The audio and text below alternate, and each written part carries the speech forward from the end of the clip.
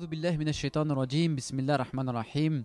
Chères auditrices, chers auditeurs, chers internautes, assalamu alaikum wa rahmatullahi wa barakatuh. On se retrouve encore une fois pour une dernière chronique durant ce mois du Ramadan afin d'aborder la vie et le récit d'un compagnon du prophète ﷺ. Et quel compagnon du prophète ﷺ qui n'est autre que Sa'd ibn Mu'adh. Sa'd ibn Mu'adh était, avant sa conversion à l'islam, un ennemi farouche de la religion, un ennemi du prophète.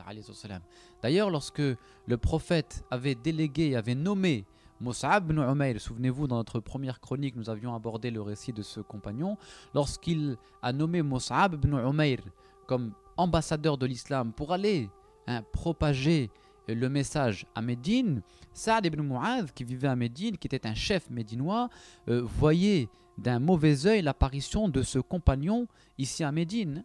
Il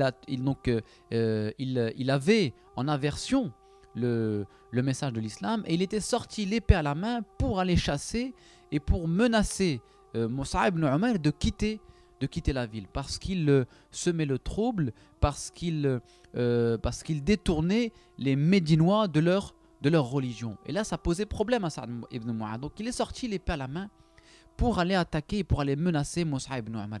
Et lorsqu'il entre dans la demeure où se trouvait Mus'ab ibn Umayr et son propre cousin As'ad ibn Zurara, donc il menace Mus'ab, mais à ce moment-là il entend. Donc il est confronté à Mus'ab, à ce premier ambassadeur de l'islam, et il est confronté aux paroles d'Allah subhanahu wa ta'ala, au Coran, donc à ce verbe récité par Mus'ab, et aussitôt il est ébloui, il est subjugué, et ces paroles, étrangement, miraculeusement, apaisent son cœur, le tranquillisent. Et qu'est-ce qu'il fait ? Il reprend son épée de la main gauche, et de sa main droite, il tend sa main droite à Mus'ab pour lui prêter serment d'allégeance et attester de l'unicité de Dieu. Regardez, subhanallah, il arrive vraiment avec une haine viscérale à l'encontre de l'islam. Il a pour but de menacer le compagnon du prophète sallam, et sur un déclic, à travers une récitation du Coran, c'est son cœur qui se transforme. Il est complètement bouleversé par ce qu'il entend et il atteste de l'unicité de Dieu. Il adhère, donc il se convertit, Sa'd ibn Mu'adh, alors qu'il a 31 ans. Donc ça, c'était après le traité de l'Aqaba. Le prophète avait conclu deux pactes avec les Médinois, un pacte d'abord social, puis ensuite un pacte politique, donc c'est ce deux traités de l'Aqaba pour préparer leur émigration à Médine. Et puis après la conversion de Sa'd ibn Mu'adh, ce compagnon du prophète va faire preuve d'une détermination extraordinaire pour servir la cause de l'islam. On le verra particulièrement à Badr, lorsque le prophète il consulte ses compagnons pour affronter les Quraysh qui s'apprêtaient à venir attaquer les musulmans. Donc il consulte les compagnons du prophète et puis il insiste pour avoir l'avis des Médinois, des Ansar. Pour quelle raison ? Parce que lorsqu'ils ont signé le pacte avec le prophète, donc durant le traité de l'Aqaba, ils s'étaient engagés à protéger le prophète et les musulmans uniquement à Médine. Or là, leur campement se situait à l'extérieur de Médine. Donc ils n'étaient plus engagés. Et là, le prophète insiste pour avoir l'avis des Ansar. Et c'est Sa'd ibn Mu'adh qui se lève et qui prend la parole, qui dit « Ya Rasulallah, on sent que tu attends notre propre avis. Alors fais ce que tu as à faire, tu nous trouveras derrière toi. On te soutiendra. Et si tu devais traverser la mer, alors on traversera la mer avec toi. » Donc en d'autres termes, on se donnera corps et âme contre vents et marées pour te servir et servir la cause d'Allah subhanahu wa ta'ala. Regardez Sa'd ibn Mu'adh. C'est-à-dire le pacte qu'on a fait là, voilà, on va fermer les yeux. Nous, ce qui nous importe, c'est l'amour d'Allah subhanahu wa ta'ala. Et conforté par l'assentiment des Ansar, le prophète va mobiliser sa troupe pour affronter les Quraysh qui étaient 3 fois plus que les musulmans. Et cette bataille-là, Ghazwat Badr, on le sait très bien, cette victoire, donc les musulmans vont remporter cette bataille qui va marquer un tournant décisif dans l'histoire de l'islam. Et Sa'd ibn Mu'adh, on va le voir aussi à Uhud. À Uhud, il va être à un moment donné où les musulmans étaient pris de panique, où la situation s'était complètement renversée.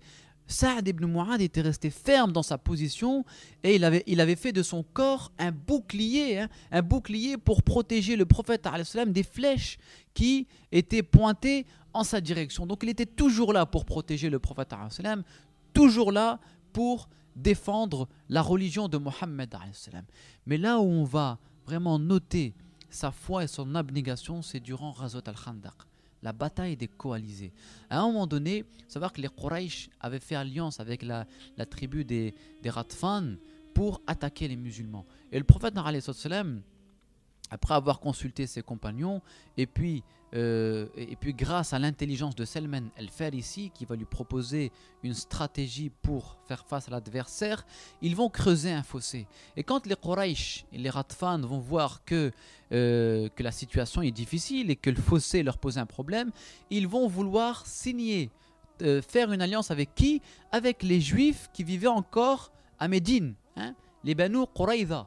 Ils vont essayer de faire un pacte avec les Banu Quraïda. Et les Banu Quraïda vont trahir leur engagement et leur alliance avec le prophète pour s'allier avec les Quraysh et les Ghatfan. Et ça va mettre à mal le plan des musulmans. Ça va les rendre presque vulnérables. Le prophète va envoyer Saad pour voir si l'information est juste.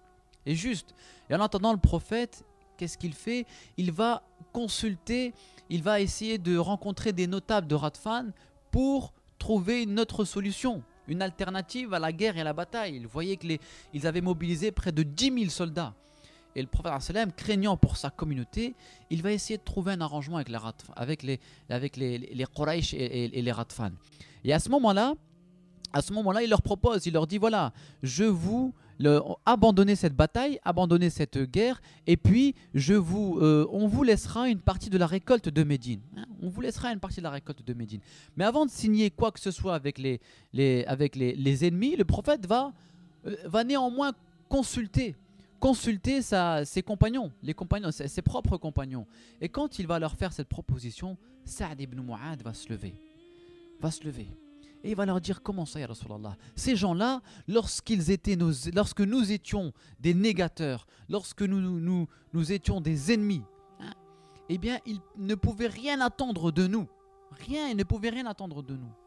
Et regardez qu'est-ce qu'il dit ensuite. Il dit Ahina Allahu akramana bil Islam wa hadana lahu wa a'azzana bika wa bihi nu'tihim amwalana wallahi la nu'tihim illa as-sayfa. Hatta yahkum Allahu baynana wa baynahum. C'est ce que dit Saad ibn Mu'adh au prophète sallallahu alayhi wa sallam. Il lui dit et maintenant que nous avons que Dieu nous a honorés avec cette religion, qui nous a guidés dans cette religion, qui nous a honorés par ta présence, nous allons leur donner de nos biens. Par Dieu, wallahi, ils n'auront que l'épée jusqu'à ce que Dieu tranche notre affaire. Et subhanallah, la détermination. Ils n'auront rien, pas de négociation. Ils n'auront que l'épée. Safe. Et le prophète va accepter cette position cette détermination de Saad ibn Mu'adh. Regardez les gens comment ils étaient. Voilà, rien. Tu ne pouvais pas les acheter.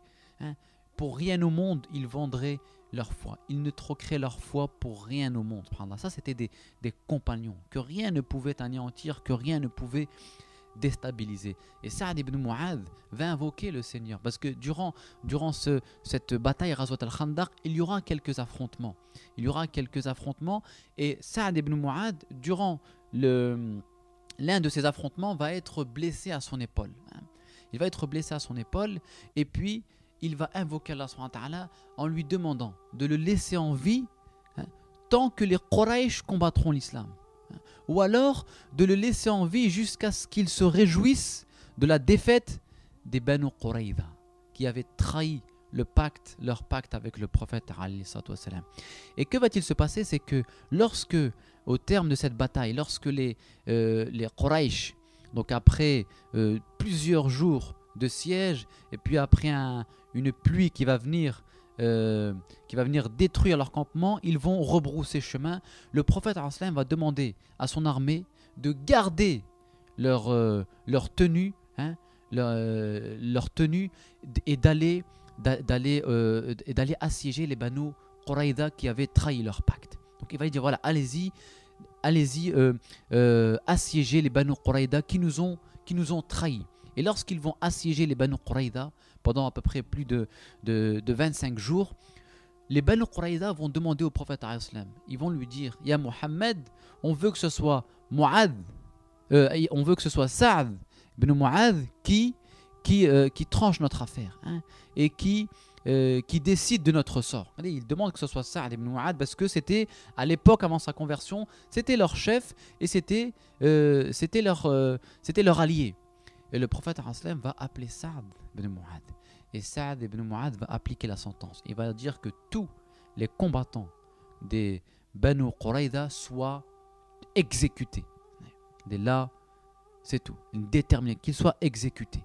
Excepté les femmes, les enfants et les personnes âgées. Regardez, subhanallah, Dieu a répondu à l'invocation de Sa'd ibn Mu'adh. Celui qui voulait voir, hein, qui, avant de mourir, qui voulait voir la défaite des Banu Quraïda, et ben c'est lui qui appliquera la sentence et c'est lui qui aura l'honneur de prendre cette décision. Et il va demander l'exécution. Et quelque temps après, Sa'd ibn Mu'adh va rendre l'âme sur les genoux du prophète alayhi salam.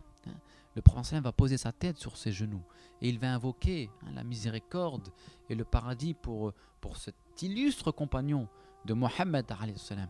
Et les compagnons qui vont l'enterrer diront que chaque fois que nous creusions,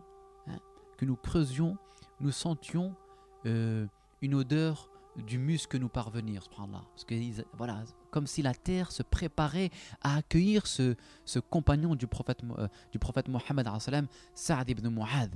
Et pour terminer, regardez ce qu'a dit le prophète alayhi salam dans un hadith rapporté par l'imam al-Bukhari entre autres. Laqad ihtazza 'arshur rahmani li mawti Sa'd ibn Mu'adh. Le prophète alayhi salam dit dans ce hadith, le trône du tout miséricordieux a tremblé à la mort de Sa'd ibn Mu'adh. Notez, regardez, subhanallah, le trône a tremblé. Il s'est converti à l'âge de 31 ans. Il meurt à l'âge de 37 ans.